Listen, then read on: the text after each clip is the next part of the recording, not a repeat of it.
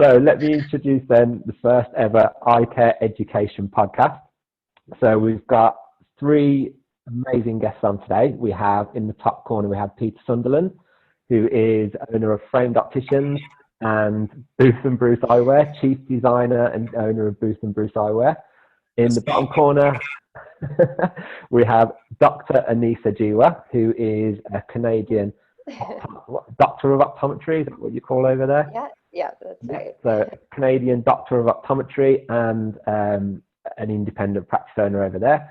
And at the bottom left, everyone probably recognises the Crazy Optom, Hamza Mussa, who is Instagram sensation, pre-reg whisperer. I think I made that term up for you earlier because you got a big pre-reg following.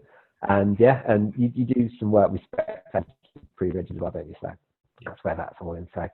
So basically, we just launched this podcast so we can talk about all the latest current affairs in optics and what's going on in the world, and introduce you to some interesting optical people and hear their stories and their backgrounds and how they got to where they are in the world of optics. So we're going to start off with Dr. Jeewa at the bottom. So yeah, do we have to call you doctor all throughout this? No, you don't. Please don't. Please don't. You just call me Anisa. That's totally fine. Anisa, there we go. So I started working with Anisa back in about early 2000s, wasn't it? About 2005, 2006, something like that. That's right, so Anisa used to work in a practice where I was a student DO while she was a student optometrist. She will admit that I did teach her everything she needs to know about dispensing. So when you do see all those nice glasses in Empire Eyewear, all those pictures she shares on Instagram, I had a hand. You taught me more than just glasses. Taught me a lot. Definitely. But we'll talk about optics. So tell us about how you got into optics, Anisa, and how you ended up studying at Aston and where you were around there. Yeah. So my cousin also is an optometrist in Walsall as well.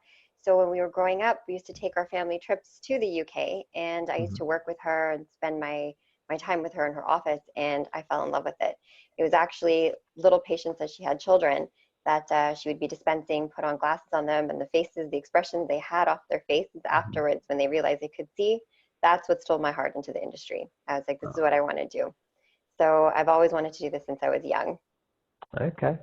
Yeah. And did you go to anywhere else other than Warsaw when you came visiting? Yes. We traveled throughout London. We went to Birmingham, of course. Excellent. That's where I met you, Stewie. And Manchester I've been to as well. But yeah, okay. So I traveled around all the best places. Yes, all the best places, exactly. From Warsaw, there you go. Yeah. Yes. So obviously you studied at Aston. Yes. And then you did the pre-reg over here. So did you stick around after your pre-reg, or did you go straight back? I did. Yes, I did. So after studying at Aston, I got my pre-reg in Whitney, Oxfordshire. So that's where I stayed, and I became a resident optom there for a few years. Who did you work for there, Anisa? Say that again. Sorry. Who did you work for in Whitney? It was for Specsavers at that time. Okay. Yeah. I used to locum at Boots in Whitney. Did you? Yeah. Oh, see, we could have met. But my reach. Hey. Yeah. So, but yeah. So then I did a few years. I stayed on after I finished and qualified, and then I moved out actually to Bournemouth for a little while as well before I came back home. Yeah.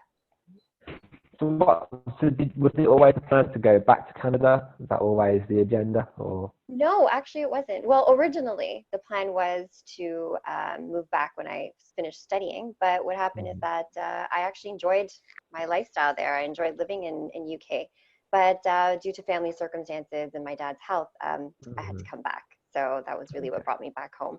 But everything happens for a reason. So I'm back here, and now I have my own practice that we've had for about 1.5 years now. So it worked out really well, I could say. Yeah. What's the practice called? It's called Empire Eyewear. And you're on Instagram and Facebook, presumably? Absolutely. Cool.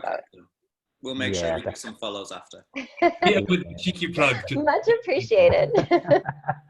Definitely. I like the plug. Thank you.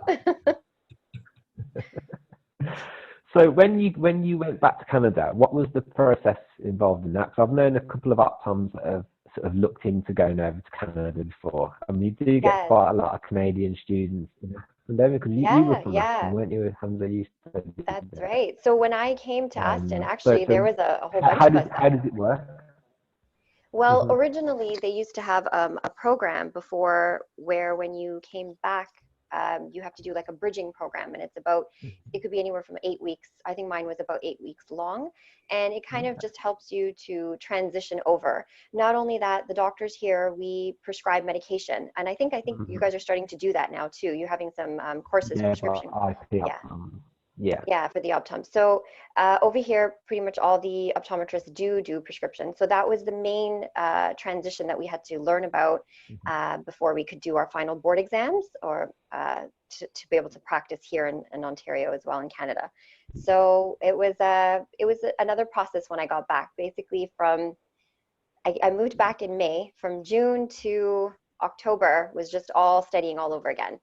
So it took me some time because I forgot a lot of stuff. Yeah. So to restudy everything again. Yeah, but the main part was, Yeah. the important part that they taught you was the prescribing. So now we can prescribe, and I think it's great. I would definitely advocate for the optometrist there to be able to prescribe. It's very, very good for you to be able to do it. It's great for your practices.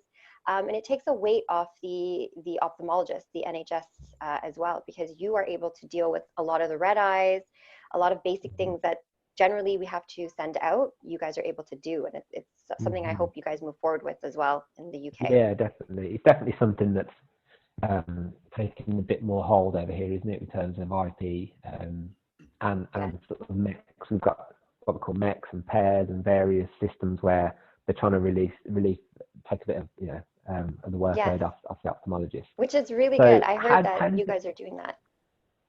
Yeah, definitely. So how does it work in terms of like regulation over there? Are you sort of, do you have like the equivalent of the GOC, and do you have Oh, CEP absolutely. We have points? our College of Optometry here as well.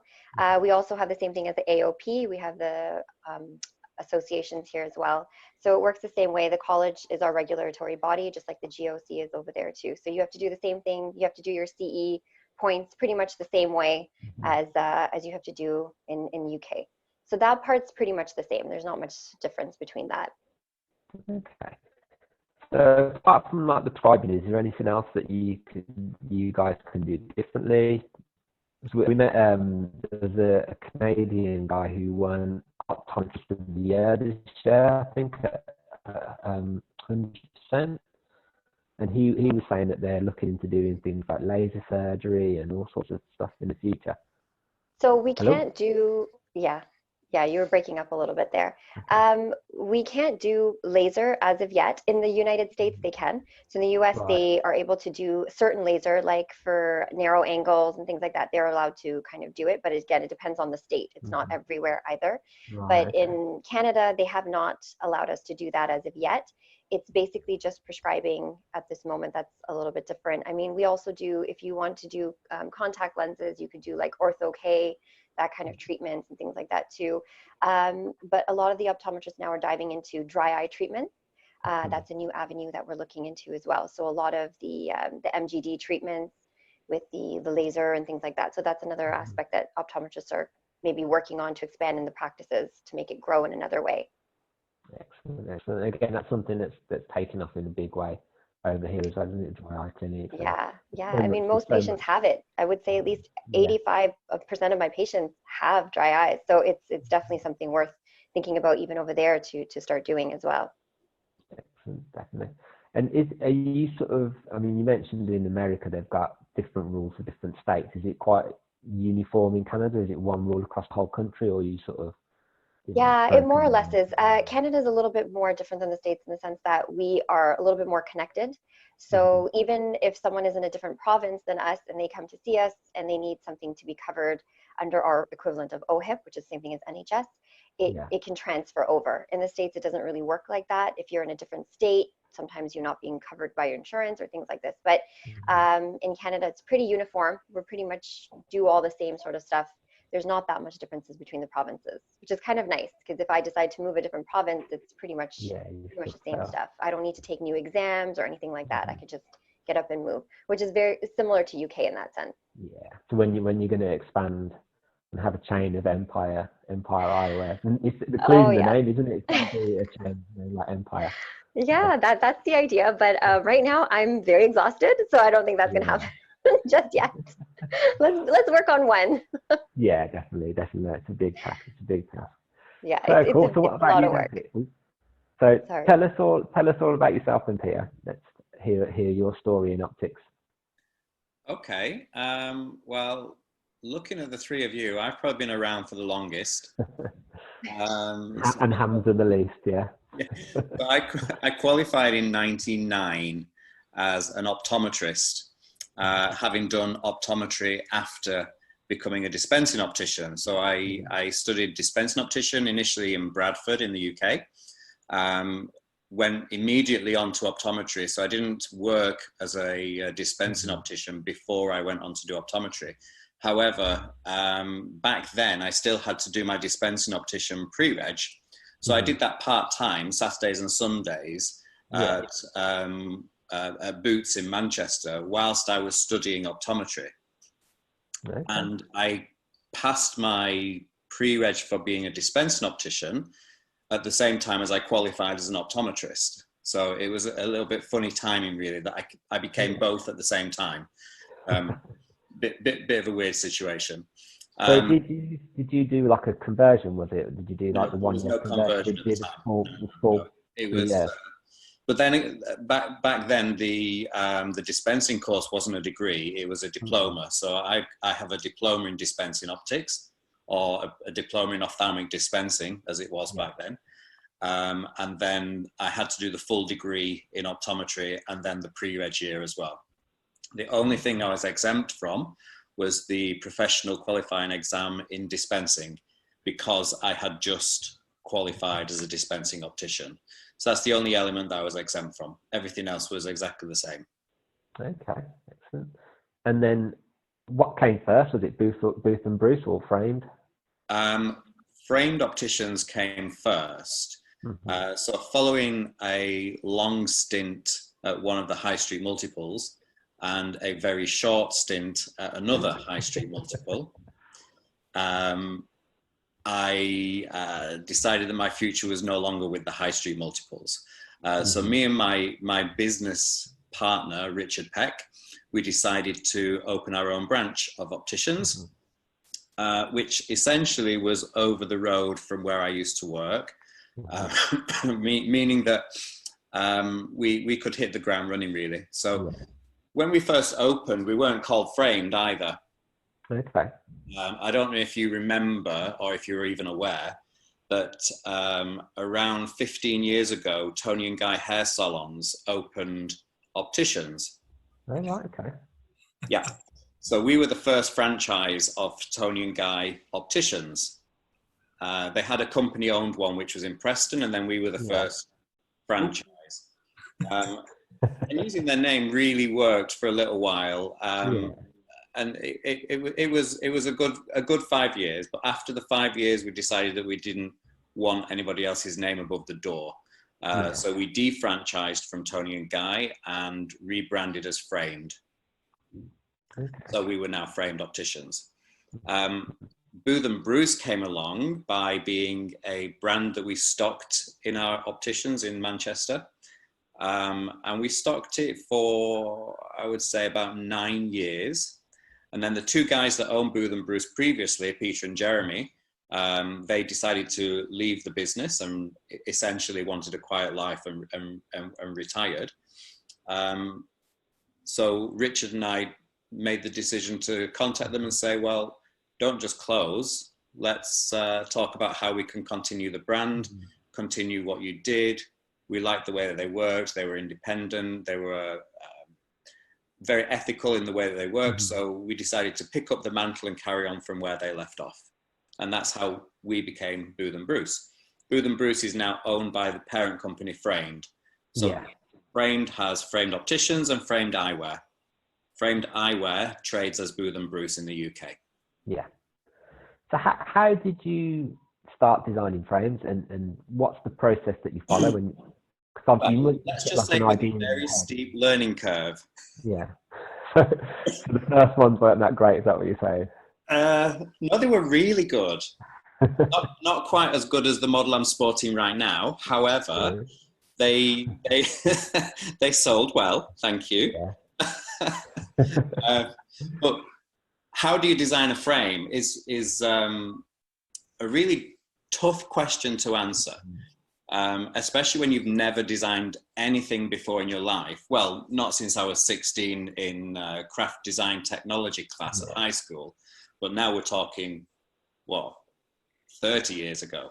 So you pick up a pen and paper, you get some graph paper, and you start making marks. That's the only thing I can suggest. You start making marks on paper, and that evolves and changes, and you do it to scale. So you know the size of frames, you know what frames fit people, what bridge sizes, what A measurements, B measurements, etc., etc. You know how to do a good fitting of a frame because you've trained for that. You know about apical radius, you know about length to bend, etc., etc. So it's a case of just putting those on paper, and even if the design initially is not to scale, you can mark it down to scale. So you on the drawing, you just put, I want this to be this size, I want this to be that size. And then you get the help of somebody who's a computer-aided design technician. They put it onto a drawing for you, send it to you back, and you say, no, that's right, that's wrong, that's right, this is wrong, this is right, change this, change that, get it sent back for a final time after a few goes. And then what we do as a company, we do a 3D print. So traditionally, you would make one model in just basic acetate, which takes about a month to go through the process. Then the factory ships it over to you. You can try it on, see what it feels like. But now we do a 3D print, which takes 24 hours to turn around. And then you can make your final tweaks. Following the signing off of the actual design sizes, etc., then you've got to choose your colors, which is a really interesting thing to try to do. You got to look at trends in fashion, so you watch the runways and the catwalks, see what colors are out there, see what colors are predicted by people like Pantone. So for this year it's blue. Last year was coral, and you've got to put those in because that's what people are going to be seeing in the magazines, and that's what people are going to be seeing on television and in the media. So it's really important to include those colors. I have swatches, little squares of acetate in thousands and thousands of colors in the office, and it's a case of looking at them, seeing what to my eye looks nice together, what works together, what textures you're going to use. Are you going to use matte texture, gloss texture? And then what other elements you're going to throw in? Metals, different designs of hinge, etc., etc. So it is a complicated process to go through, and we have to do it twice a year for a collection for fall and a collection for spring. Yeah, I think for a lot of us, it's quite sort of baffling to sort of understand how it just gets from your head into that final product and the supply chain it goes through and the back and forth, the tweaks and all that kind of stuff. So, it's the getting it out of your head bit. I quite often have an idea and then think, oh, I must remember that. So now I've downloaded onto my iPad a sketch app so that I can immediately record the idea. And then think about it later whether it will work or not. It's the remembering things that I struggle with. Well, I think a lot of us struggle with that, don't we? So in terms of like 3D printing, which obviously you mentioned having a 3D printer frame, is that something that you'd look into as like a future option for patients, as in have a range that's available? You know, you can customize the size, customize the fitting via 3D printing. Sure. I think in my thoughts, it's not something that we're currently looking to offer. I think you've got to be really careful with 3D printed products because a lot of it depends on the definition of the print, which is the same as printing on a piece of paper with ink. Mm-hmm. If you use a rough printer, then you get a rough finish. It doesn't look as fine. If you use a fine printer, then you get a much finer product at the end of it. And if it's something that you're going to be wearing, then it's got to be super smooth. So therefore, you have to use a very high quality printer. What we use for the prototypes, it's not a high quality printer, right. But it enables us to print out those prototypes just to check sizes. But I would never give that to somebody to wear. Yeah. You've also got to think about what you're printing it with and the quality of the plastic that you're printing it with. Make sure that it's hypoallergenic, that it's not going to lose its color. And then factor in things like environmental issues, how much waste is going to be produced by it. So there's lots of reasons why I wouldn't do it in my practices. There are lots of reasons why I would do it as well, in terms of offering that extra customization that people want.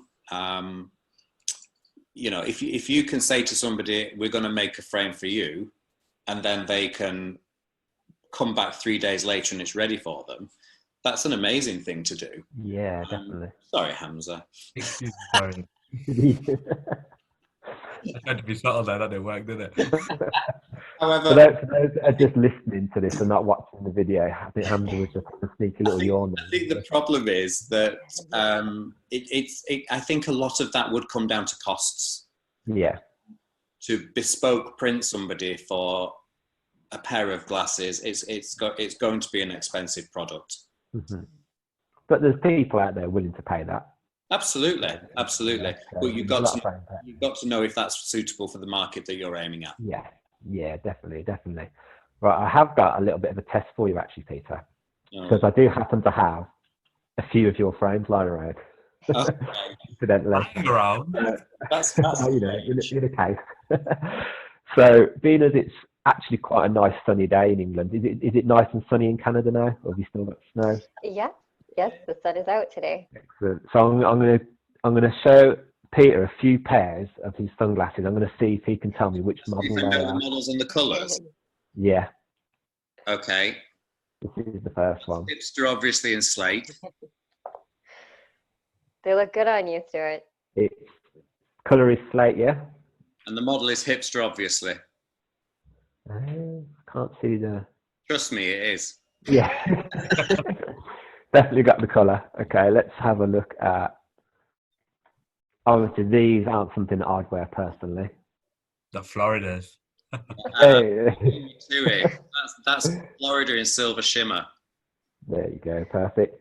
So, for those that don't know, is there anyone else that wears these ones in particular that we might know of? What? Anyone famous? That wear that particular one? Yeah. I think we may have had a photograph of Michelle Visage wearing that particular model at some point. Excellent. We'll do one more classic kind of style. You're going to need to come a fraction closer. I can't really see. Oh, his nose, man, Jesus. So that looks to me like a Surf's Up colour. Potentially colour oxygen or chromium. I can't really tell on the video. You're close with the gases, but you need to go a little bit higher. Oh, is it helium? There you go. Perfect. Spot on. There you go. Right, I think we'll just gloss over Hamza now after that comment. Rule number one. No, you're right. Definitely. So let's come to you then, Hamza. Last but not least. So obviously you're the newest into the group, aren't you? You're the newest optician on the block out of us like here. So tell us about it. Yeah. Might be a short career if you upset anyone. Yeah, that's true. So qualified from, fellow Aston Uni graduate as well. Oh. Qualified in 2016. Did my pre-reg with Specsavers in 2017. I'm still here, to be fair. At least right now. Let's see. So main thing I'm here, I think Stu's asked me, is because I run my blog, the Crazy Optom. So yeah, it's a blog I started towards the end of my pre-reg year. Honestly, just as a bit of fun. Didn't expect it to grow to what we now see today. Yeah. But it is a bit of fun to be fair. Followers now, Hamza? 20.5 thousand. Really good. Yeah. Excellent, excellent. So, what made you start the blog? The blog, let's see. In the beginning, the Crazy Optom was around for a while. It was just a random account I made more to follow other accounts to see Yeah. pictures and stuff because I'm quite a visual learner. For me, I can read a textbook, but to be honest, seeing something and see somebody go through it case by case or just seeing it, visualizing it, helps me realize it. And the thing is, like you say, pre-reg year, well, no, forget pre-reg year, final year uni, you see 20 patients in an entire year, and then you are signed off to say, yes, you can now see patients under supervision at least. Yeah. In my first week on pre-reg, I think I saw nearly 1.5 to 2 times that amount in a single week. Okay. And the amount of stuff you see at uni, it's mostly fellow students, maybe the odd 40, 50 plus that comes through the clinic. Like the first time, I remember the first time I saw a cataract, like, oh, so this is what it looks like kind of situation. Yeah, Looks different in real life, doesn't it? Yeah. So yeah, so that's what it is. So then in my pre-reg year, I used to take a few pictures. So just messing around, so like we had one member of staff who had a white cataract. I'm like, all right, come, let's put you on the slit lamp. Let's see if we can take a picture of it. And this was a really quiet day. And it was like, all right, cool. This looks a bit funky. And then I remember one of the next ones I was doing, it was a herpes patient, herpes simplex keratitis. So it was like, again, we put the fluorescein in. Patient, we're having a bit of laugh. So he's like, all right, let's see if we can capture a picture. And then you send it to each other, guys, look what I've seen today. And then actually you realize, actually, this is really useful for people. Because it's like, oh, so that's what that looks like. Yeah. So from there, started capturing a few more because you realize even in some of these textbooks, some of the pictures are ancient. And actually, with the phones we have today, well, with a bit of practice at least, I can capture a pretty decent image of an anterior eye. And especially when it comes to slit lamp techniques and just visualizing stuff, it was useful to show people that. And it became more, I'll still call it a blog because I don't class myself as an educator in any way whatsoever. But in terms of just showing people what I see in my day-to-day and engaging with the community, because like I said, in my first year, even when it got to a couple of hundred followers, it was like, okay, this is pretty cool. I'm surprised that many people are following this. By end of year one, it was just touching shy of 2,000 people. So I was like, this is mental, like surprising many people.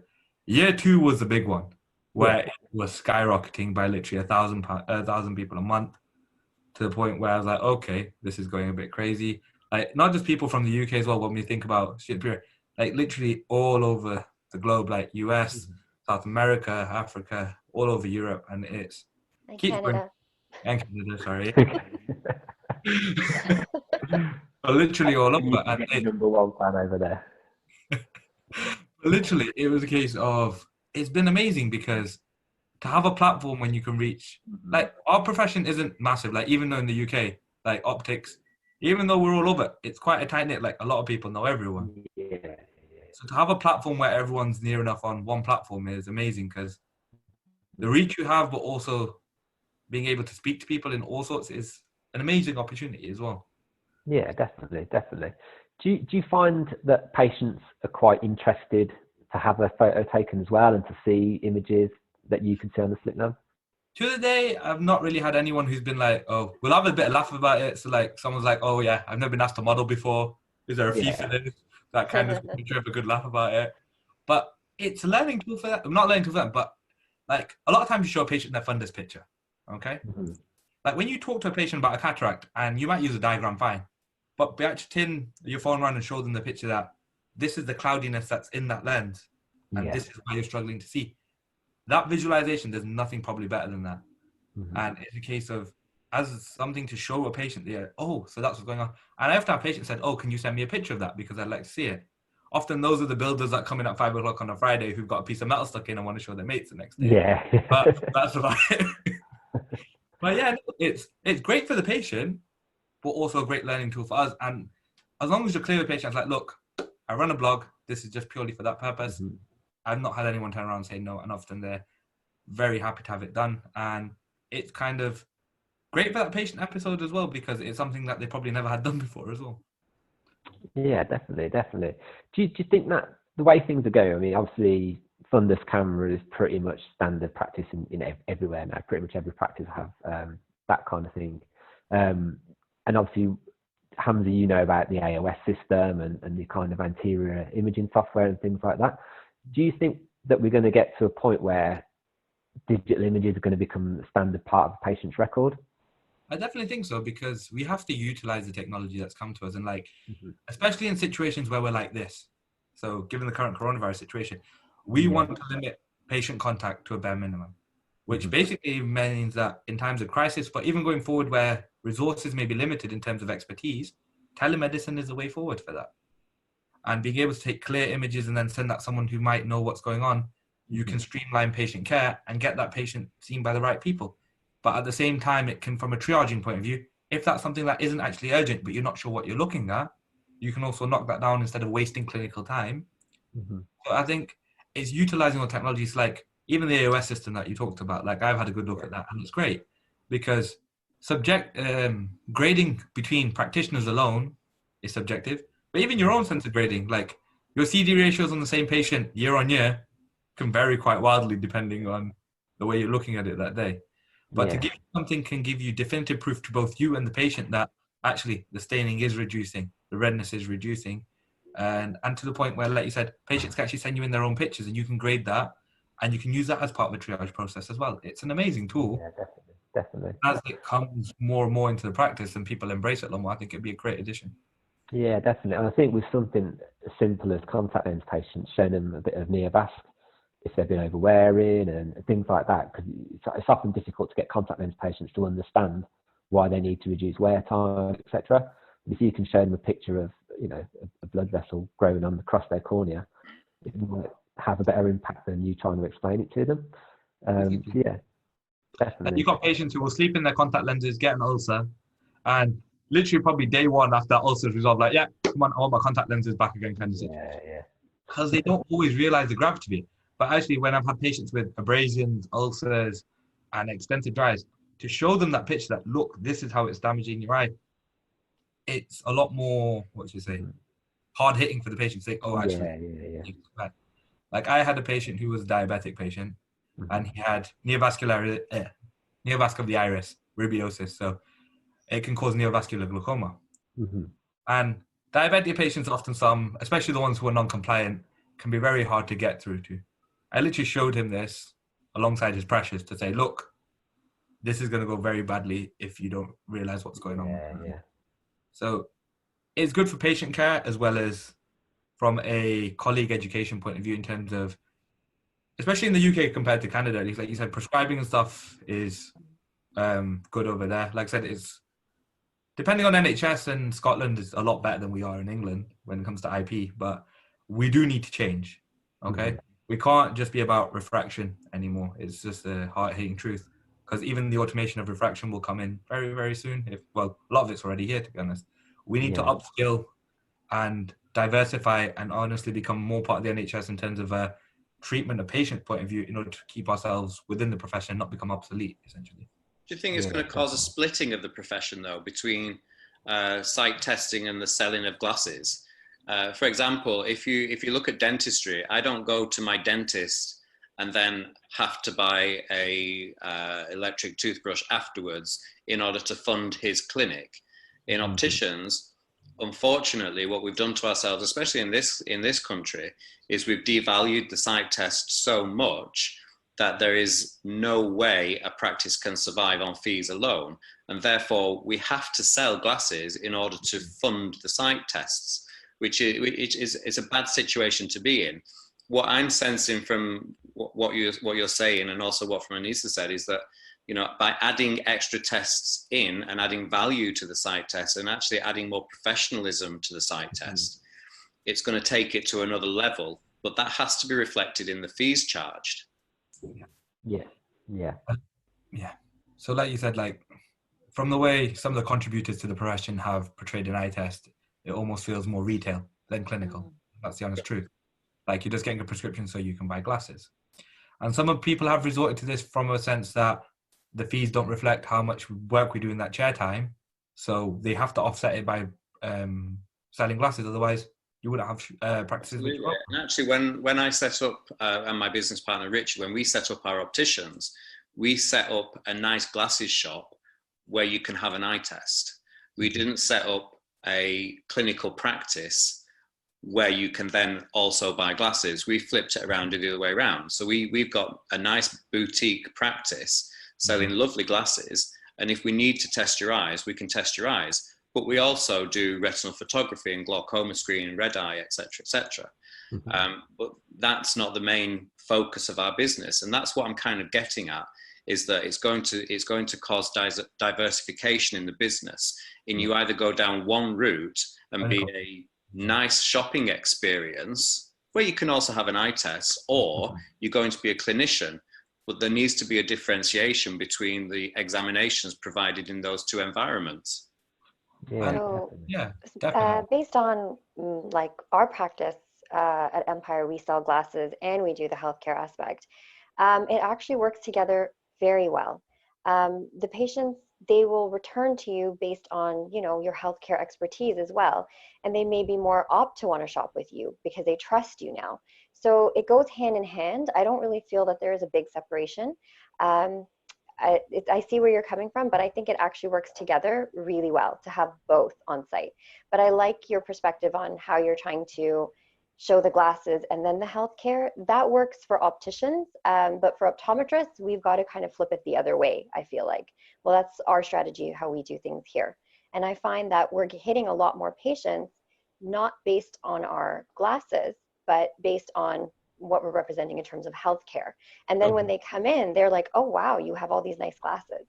So it kind of gets flipped together, I think. It's just the perspective of how you're trying to introduce your store and what you're trying to show. But I think having both has a lot of relevance together. You need to have them both together. Would you think that's more prevalent in Canada because you're a doctor of optometry and you are... that's the thing. So that's why I feel like optometrists in the UK. Yeah, that's a very good outlook on that, and I agree that was something that was different when I was in the UK. I did feel more like a retailer rather than a professional in terms of healthcare. So I totally agree with that. But that's why things need to change in the UK. This is why I feel Hamza made a great point about pointing out photos and photography to the patients to show them their healthcare. But having the prescribing will help as well to promote better healthcare with optometrists. They'll be more trusting of their optometrists, not just as a retailer, but okay, I need to come to them. I actually have a problem with my eyes. I need to get this checked. So it needs to work hand in hand. That's the thing. But the perspective of how an optometrist is in the UK does need to change. That I totally agree with. I think that's the biggest change that has to happen in the UK is the perception of what an optometrist is and does. And that's a task for optometrists ourselves to take on, but also for our governing bodies to take on. That's in it. terms The of governing educating bodies the have to do public that. as to what we do and what we're capable of doing and what currently we're allowed to do. And I think the allowed to do needs to be expanded. I think it comes from a fundamental education point of view as well. The university degrees at that level need to change. Yeah. And like I said, probably down the line, not sometime soon, but IP probably needs to be integrated to the course to the point where we can all prescribe come the need. Yeah, I think it will happen. I really think it will happen very soon. But the problem is that, like you said, public perception is that, and even government perception of us is that even in the current crisis, we've been left in this weird limbo lately because of the whole ambiguity around key workers and are we actually needed or not. Well, we know in our own localities that, with contracts, at least for MECs and stuff like that, we do get patients, but we worked hard for that. But we got completely brushed over in everything. And that's partly our governing body's fault and partly due to public perception of us. It's always hospitals, GPs, pharmacists, and then 111. I think you're spot on, Hamza, and I think one of the reasons for what's the word I'm looking for? The delays from our governing bodies and the delays from NHS England is down to the fracturization from the locality as to what optometrists can offer. I think if the NHS treated us as a national body of optometrists as opposed to clinical commissioning bodies from all over the country allowing different things to happen. For example, where I am in my particular area of London, there is no MEC scheme. So therefore, am I required to be in practice to provide emergency care if actually I'm not allowed to provide that emergency care? Probably not.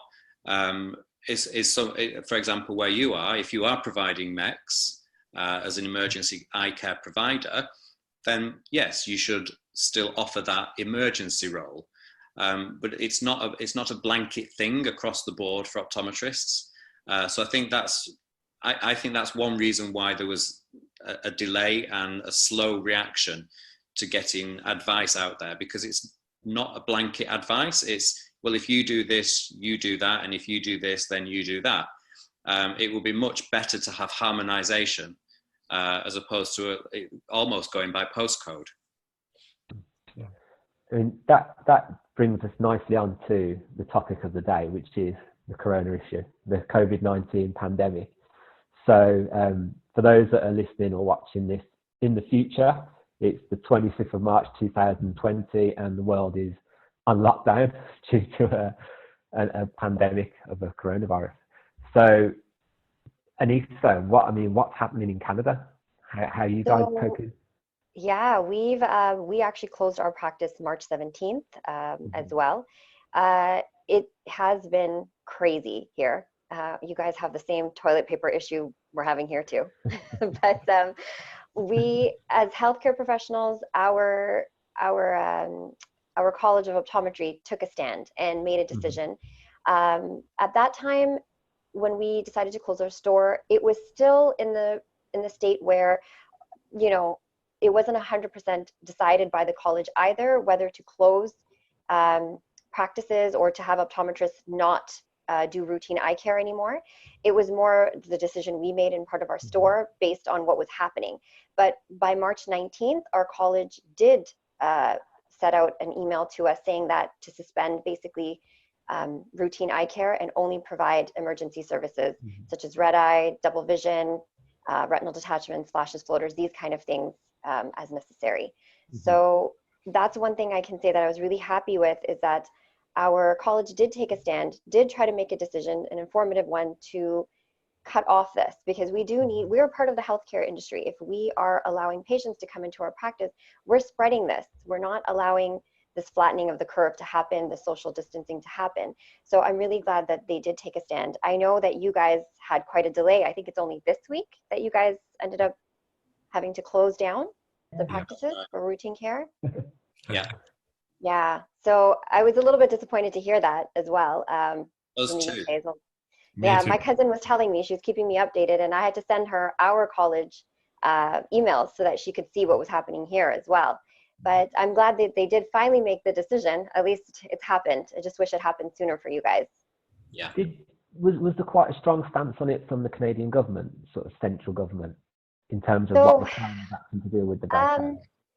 Initially, I would say by Monday, like last week or so, it didn't seem to hit as hard. But obviously, what happened is the dentists first. They were the ones that blocked everything off. They started this whole trend, and then the optometrists kind of followed suit, I feel like. But obviously, we're still trying to do emergency care. So even for us, we've told patients, if you need us, just email us, give us a call. We'll try to call you back, and we'll triage. We'll try to basically do it, through telehealth or some sort of communication before seeing the patient if needed. So that, just like Hamza was mentioning, we need to do this more remotely to make sure that this is actually an emergency. And the good thing, like I said, with us being able to prescribe, sometimes if we can see what it is or have an idea of what it is, we can just send the prescription off straight away to the pharmacy. They don't even have to come to see us. So that really helps, again, to keep that social distancing working. But I mean, for routine care, it's not important. People's lives are more important, right? So that's the stand that I'm really glad that the Canadian government took on the matters. I'm glad that they finally did that with the UK as well. But I really do feel that they should have put more importance on that. I know I was seeing on my Facebook of my fellow colleagues before from the UK that they were still doing routine eye exams. And one of them was saying, yeah, well, they're just young patients that are coming in only. Doesn't matter if there's young patients coming in. Those are the young patients that are spreading it to other people.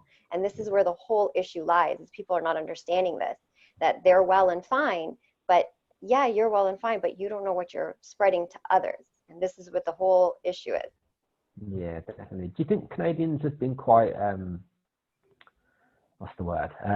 Do you think they've taken the government advice in regards to social isolation and social distancing? Are people behaving, or are they doing what I we're want to doing? say for the most part, people are listening, but I mean, you have those few that are not still, right? That they still don't see the problem. They don't understand it. They can't grasp the situation.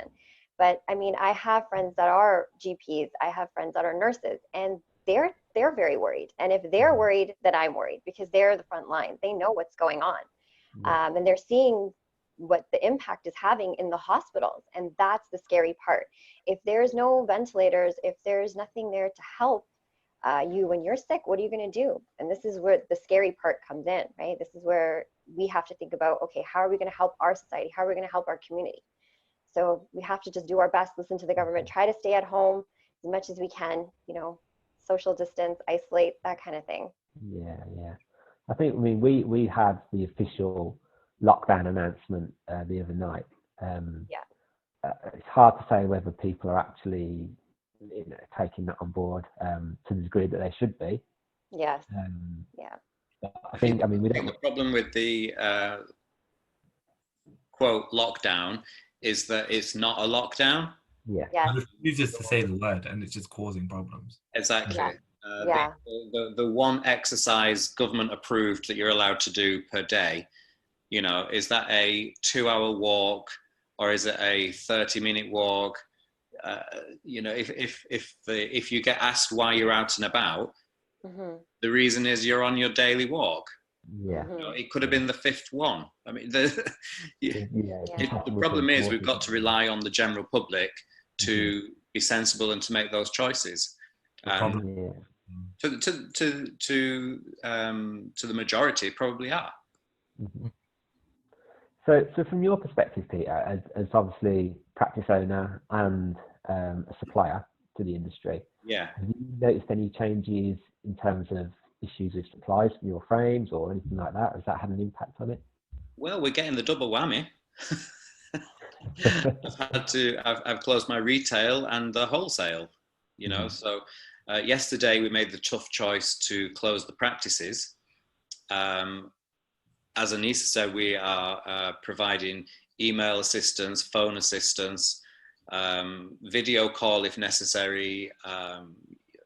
The difficulty I have with my particular position in my London practice, where I work from, is because I live in London, I don't have a car, and my commute is an hour and a half by public transport, taking 2 buses and the underground or the overground, which are packed out at the moment. So, for example, if somebody rings me up and says they think they've got a contact lens stuck in their eye, am I going to go on 2 buses and an overground train for an hour and a half to open my practice to say, well, you haven't, or you have, and take it out for them, to then go back for an hour and a half on another 2 buses and another train journey?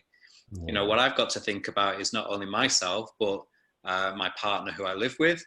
I don't want to spread the disease to myself and the people that I love as much as I don't want anybody else to. So there really has to be some common sense.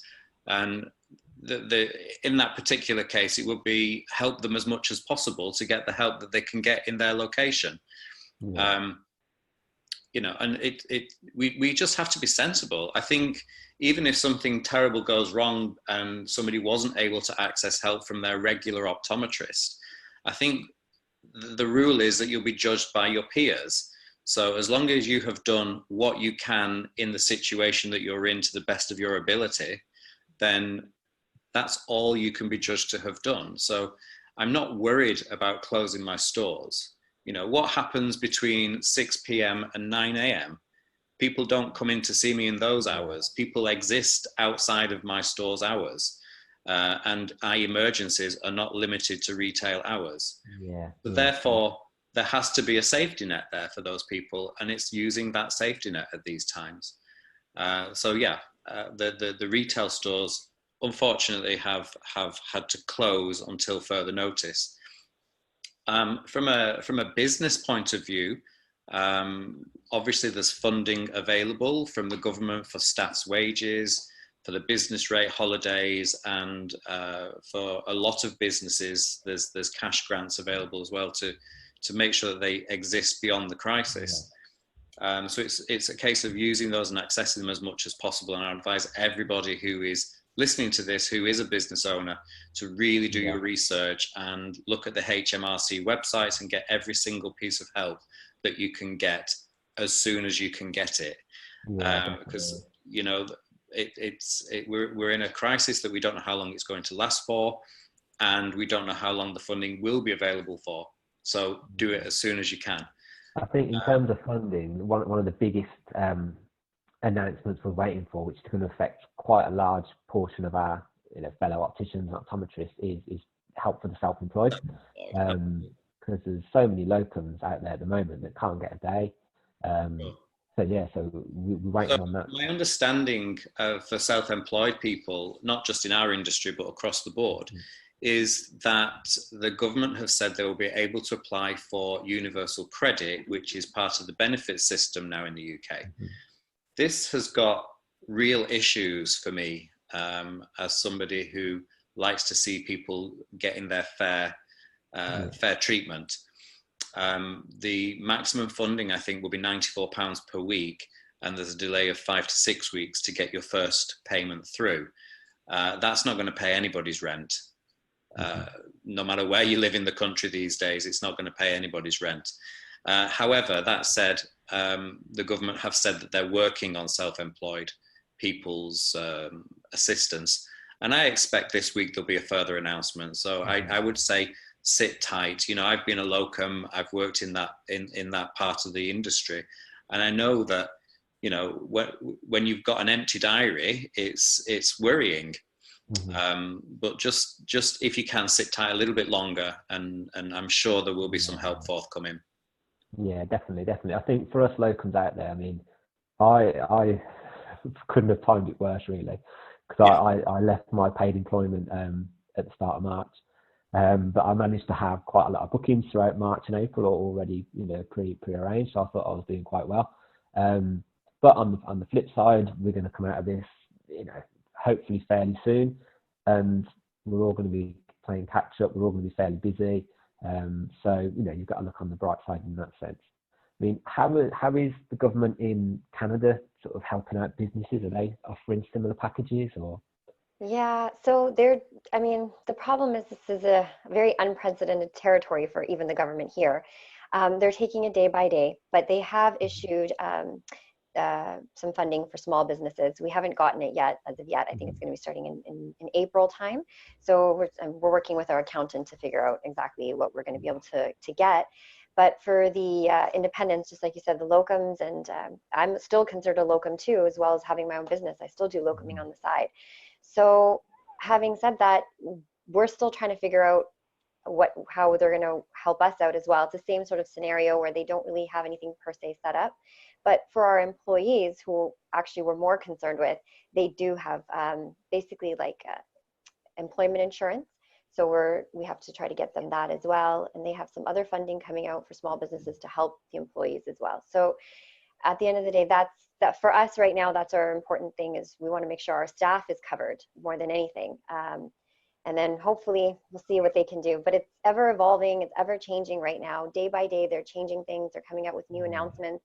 So we're just trying to hang tight and see, what they're going to be able to do for us. It's a very scary time for all of us. If I take off my optician's hat for a second and put on my supplier hat, I would say talk to the suppliers. If you owe money to suppliers, talk to them. Yes. Especially the small guys like us, because we're in the same boat. Yeah. We unfortunately for us specifically, we had a trade show in January, 100% Optical in London, where we made some great sales. Those great sales had 60 days credit. It was about 60 days ago. So those invoices are all due to be paid. I know. That's the other thing. The government has deferred fees at the moment too. I mean, loans, mortgages, Yeah. taxes. They're trying to change all that. I think they're probably doing that in the UK as well. Yes. But some of the bigger companies that we work with, like Luxottica, these kind of guys, I think they're going to help us out as well in terms of payment structure for now. But extended terms and payments. It's Exactly. simple as that. Everybody has to try to pitch in and do their best for each other. That's all we can really ask for. I would say always, from my point of view, I would say always staff come first. So the staff get paid. That's priority number one.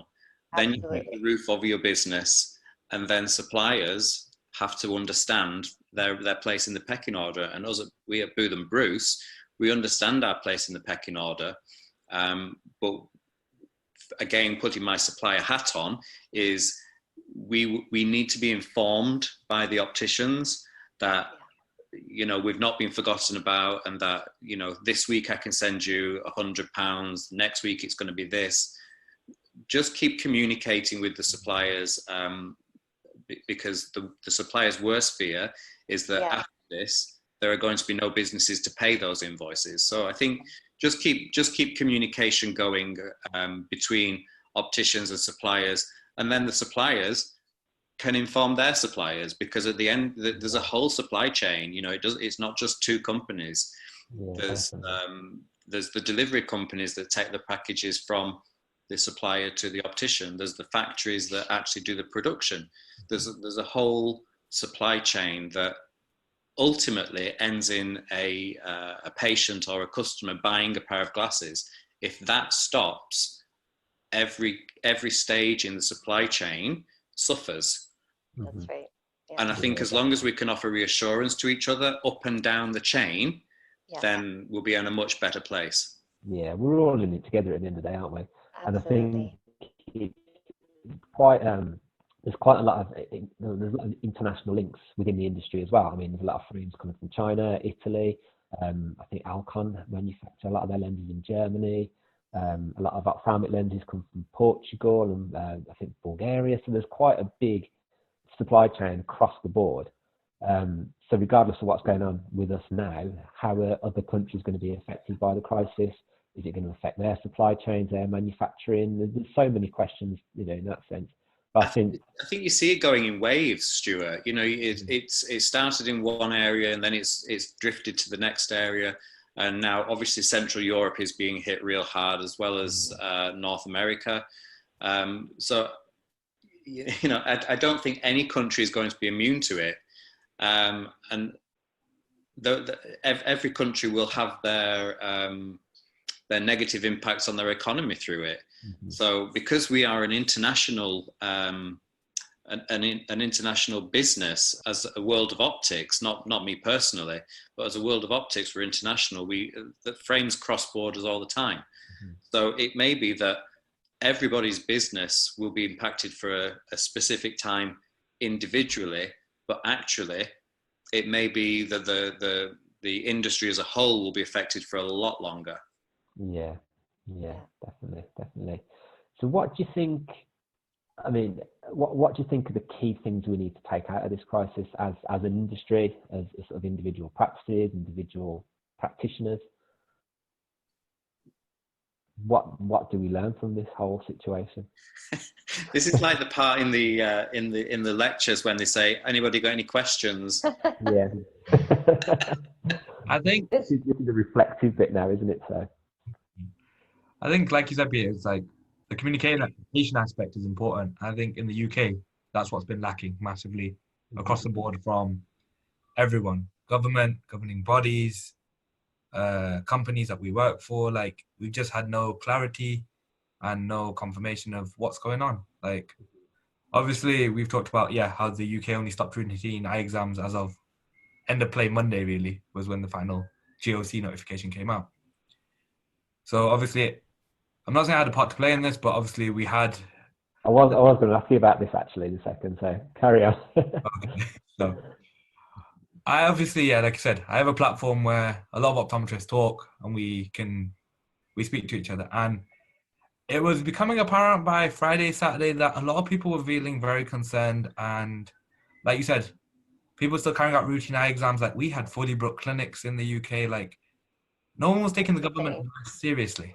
That Okay. is insane to hear that. Yeah. Like I've had we had clinics of over 70s just coming in casually. Oh, I had a bit of time off. Oh, the kids are off school now, so I thought we'd bring them in. It's like, that wasn't the point of what's going on right now. Yeah. But it got to a point where, like, obviously NHS Scotland and Wales had already suspended everything, put even financial measures in place to support the practices, so that from the frontliners, the clinicians, they felt supported in the sense that they knew that they would only be seeing urgent care. But at the same time, the businesses weren't worrying how they're going to keep the doors open with no fees coming through. So they were covered from both ages. But NHS England, I think, still to this day haven't released a statement, as far as I'm aware. We've heard from everybody but NHS England still. But so it got to Sunday, and I did something which, I don't know, will be seen as controversial or maybe not, depending on how you look at it and who you're looking at it from. So Sunday, first I opened up my page to see what people thought, their feelings, how they felt the governing bodies had reacted to the situation, how they felt in practice, do they feel comfortable, feel safe. I expected maybe, 10, 20 replies? I had over 500 responses. And I put every single one of them up on my page for everyone out there to read. And my average story gets about 4,000 people viewing it. And for a lot of people, it was comforting to know that they didn't feel like they were alone, or their worries or their concerns was just theirs alone. And everyone actually felt like, you know what, we're worried here and nothing's been done. So Sunday night, I decided to put up a petition to hopefully gain a bit of traction, and it shot off. I think within less than 12 hours, we were close to 10,000 signatures. And come Monday morning, we actually got a response from the college. Apparently, they'd listened to members' concerns and that they were now suspending routine eye examinations. Well done. Well done. Yeah, definitely. And obviously, That's great. That's the beauty of social media, isn't it, as well? When you've got a platform, like, you've got to reach that many people, to put that to good use is definitely commendable. I think all of us that know you, we're quite proud of what you did with that there. Because I think a lot of the time when you think of Facebook, Instagram, it's not just memes, it's not just funny, funny pictures and this, that, the other, or gym workouts or whatever. You can actually use it for quite a good purpose. So I think a lot of us, especially in the optics industry, we're all quite interconnected on Facebook and various social media platforms. There's all sorts of forums that a lot of us are all in and speak to and communicate quite regularly. And that's been a great source of information and support for a lot of us during this time, to be honest. People sharing phone numbers, information about various different government things, HMRC, contact numbers, so many different things. And it's just reassuring to know that there's people out there in the same position as you, really, isn't there? One thing I have been surprised at in terms of social media and the crisis, if we want to call it that, is how polarized people's opinions can be, especially when you're talking about whether we should be open or whether we should not be open.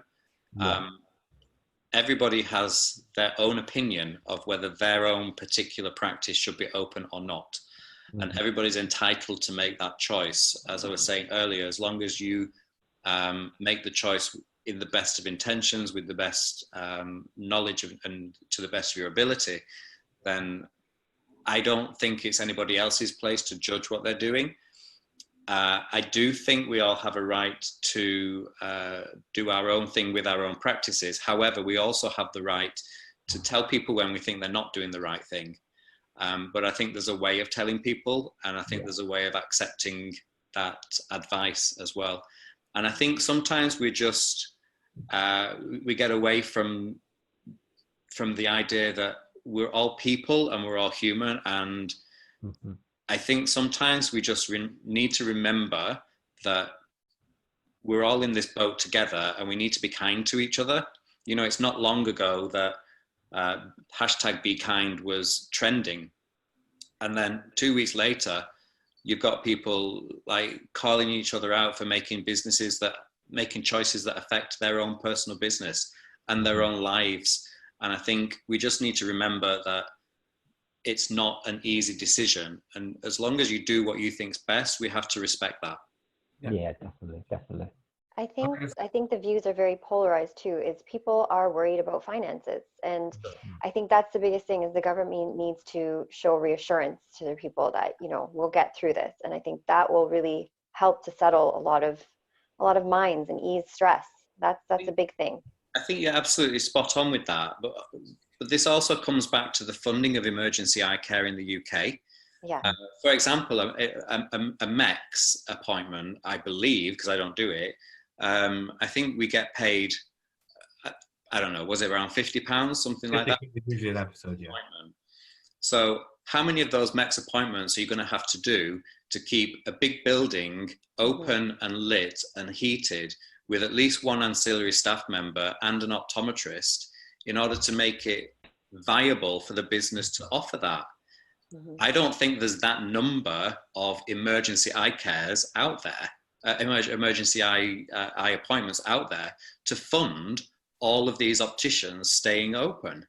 And that's the point. Like, obviously in Wales, the GOS have made that decision that no matter what's coming through the practices will still get the average monthly GOS contribution. That's crucial. That's absolutely crucial. And that's the thing, we've had none of that clarification or even that offer in the UK yet. And like I said, NHS England, like I said, they would be making a statement either Monday or end of day yesterday. It's still complete silence. So like I said, ultimately everything in life runs around money. The world runs on money. So you can understand people's worry, and when people making business decisions, a lot of it comes out of worry and panic because, like you said, finances. If we had that reassurance and actually, like I said, it's clear direction and guidance from the people who make the decisions, then people wouldn't be panicking and making rash decisions that in the long run, let's not be coy about it, people are going to die. People are dying from this, and more people will die. And it got to a point where if we were still running business as usual and people were still thinking, oh, it's safe to go in because they're open, patients, possibly staff, would have died. Yeah. That's right, Hamza. People, the general public, will take their lead from us as professionals. There was a post on Facebook where somebody said, if they'll come, I'll be open for them. Well, if you're open, they're going to come. Flip it around. Close your stores to regular sight tests. Close your opticians to regular eye tests. And it will quickly become apparent as to whether staying open is a viable business decision. You nailed it. You said that exactly correct. That's it. We are the healthcare workers too. We need to make that stand and make that decision for the ones that are not that informed. So you nailed it. Absolutely. Said that correctly. Yeah, definitely. So one last thing then before we wrap up today. What are you doing in isolation? What's your tips? What are you going to do while you're stuck at home for the next 3 weeks? Annie, you can go first. Oh. What am I doing? Actually, Stuart, why don't you go first? Wow. Yeah, well, I've got the kids to look after, so we've got schoolwork to do. I've got podcasts to edit. I've got online lectures and online peer reviews to run. So hopefully I'll be fairly busy. But other than that, it'll be just Facebook, Netflix, just that kind of stuff, really. Peter's going to design a whole new range, aren't you, Peter? That sketchbook is out and ready. That's amazing. That's good. Yeah, it's going to be called the COVID range. Yeah. That's perfect. That's really good. It's very creative. Yeah. Well, I have to say, I'm actually enjoying my time off. The introvert side of me is finally allowed to breathe, so I'm enjoying it. But yeah, I'm going to be working on probably some content for Empire as well while I'm taking this time away, and finally just doing things I needed to do around the house that have not been done for ages. So I'm going to take advantage of that time and spend time with my family. This is the biggest thing, is that I work so much that I don't actually even have time to spend with them. So I'm going to do that and see if we don't kill each other by the end. Definitely. I mean, I've gutted 2 children's bedrooms. I say with the help of my wife and the kids as well. But yeah, we've been gutting. We've been putting up bags for the charity shop. Then we realised that charity shops aren't open, so they're going to be in the garage for the next few months. But the thoughts there. So what about you, Hamza? What's the plan? I've been practicing for social distancing my whole life, so. Well, for me, I'm still in practice. Obviously, I'm still working because I am the one Optom in practice. So I'm the one that's not been furloughed.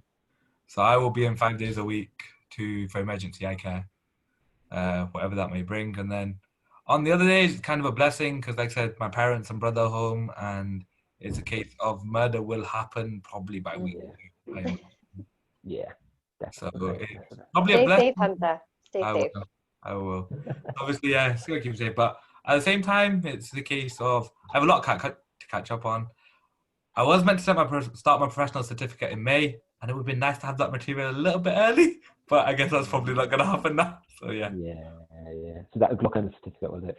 That was my medical retina. Diploma was later on in the year, but we'll get that done. But yeah, to be honest, you realize when there's no actual work there, that work is such a massive part of your life that you think, and I have all this free time, what am I going to do with it? Yeah. Definitely. So And I think with us as well. Yeah. I think with us here, a lot of people in our industry, we genuinely, are interested in what we do. We enjoy what we do, and we're passionate about it. So, time off is great, holidays are great, but when you're looking at, a few weeks where you might not be able to do what you enjoy, then yeah, it can get a bit daunting in that sense. But stay positive. There's plenty of things to do out there, and we're all connected. We're all chatting, so it is what it is. So. When we're out of this, everyone's going to go completely mental everywhere. There's probably somebody that's going to go Alton Towers and just sit on a roller coaster for the whole day just because they can. Just all that kind of craziness as well. Definitely. Hopefully, I mean, who knows how long? I think they seem to be coming out of the worst of it in China at the moment, don't they? I think things sort of slowing down there. So hopefully, give it a couple of months. We're looking at least, I would say, ballpark figure at least 3-4 months before we're out of the clear, based on looking at what China. I think 3 months till we hit the peak, really, and then it's going to have to be a slow release. Otherwise, you're going to get second waves. Absolutely, yeah. The thing is, people need to realize that, like I said, Italy only realized too late, and look how it spiraled out there. And in England, we were very much on the same trajectory. And like I said, people need to be really sensible now going forward in order to kind of, like you said, flatten the curve and make sure we're out of this without unnecessary deaths and unnecessary strain on the NHS, which is already working at full whack. So yeah. Yeah, definitely. So I think to wrap up, I think all of us would share the sentiment, and again from the Canadian contingent as well, just how amazing our NHS and our Canadian equivalent workers are during this crisis. Because I know my wife works in the acute medicine ward, and it's just absolute manic there at the moment. So they're incredible. They're incredible people right now. What they're doing. So thanks for everyone for taking part.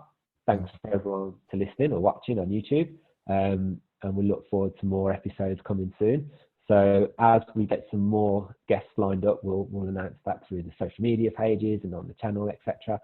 But we have got a few really interesting ones lined up coming in the future too. Okay, so thanks everyone. We can say goodbye to everyone now.